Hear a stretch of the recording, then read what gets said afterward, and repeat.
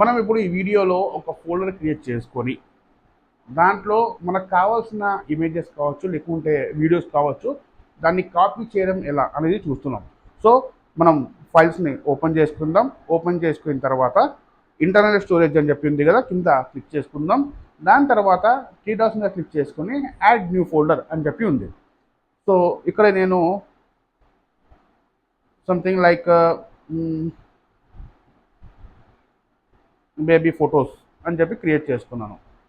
Baby photos అనేది create అయిపోయింది, right. ఇప్పుడు ఇందులో నేను బేబీకి సంబంధించిన ఫొటోస్ అనేవి నేను కాపీ చేయాలనుకున్నాను అనుకోండి. సింపుల్గా నేను ఏం చేస్తానంటే, మనకు ఏదైతే ఇందులో ఇమేజెస్ ఉన్నాయి, ఇమేజెస్లో మనకు చూసినట్టయితే ఫర్ ఎగ్జాంపుల్ ఈ ఇమేజెస్ని మనం సెలెక్ట్ చేసుకుందాము. ట్యాప్ అండ్ హోల్డ్ చేస్తే మనకు కాపీ అయిపోతుంది. ఒక ఇమేజ్ అయినా కానీ మనం జస్ట్ సింపుల్గా క్లిక్ చేసుకోవచ్చు. లేదా మల్టిపుల్ ఉంటే ట్యాప్ అండ్ హోల్డ్ అంటే ఆ ఫోటో మీద అలా ఒత్తుకొని పెట్టుకుంటే మనకు మిగతావి కూడా మనము చేసుకోవచ్చు. లేదు మనకు ఒకటే చేసుకోవాలి అనుకుంటే జస్ట్ దాని మీద క్లిక్ చేసుకొని ఇక్కడ త్రీ డాట్స్ ఉన్నాయా, మనకు త్రీ డాట్స్ ఉన్నాయి కదా, ఈ త్రీ డాట్స్ మీద క్లిక్ చేసుకొని కాపీ టు అని కాపీ చేసుకొని ఇక్కడ చూడండి, ఇందాక మనం క్రియేట్ చేసాం కదా బేబీ ఫొటోస్ అని చెప్పి, దీని మీద సెలెక్ట్ చేసుకొని పేస్ట్ హియర్ అని క్లిక్ చేసుకుంటే ఆ ఫైల్ అనేది మనకు పేస్ట్ అయిపోతుంది.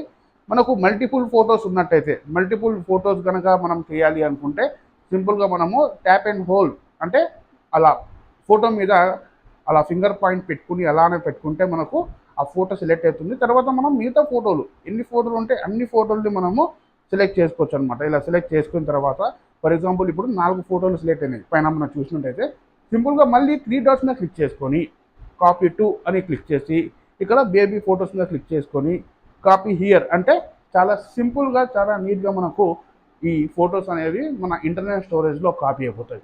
ఈ విధంగా మేము చాలా సులువుగా ఈ ఫొటోస్ని లేకుంటే వీడియోస్ని కాపీ చేసుకోవచ్చు అనమాట.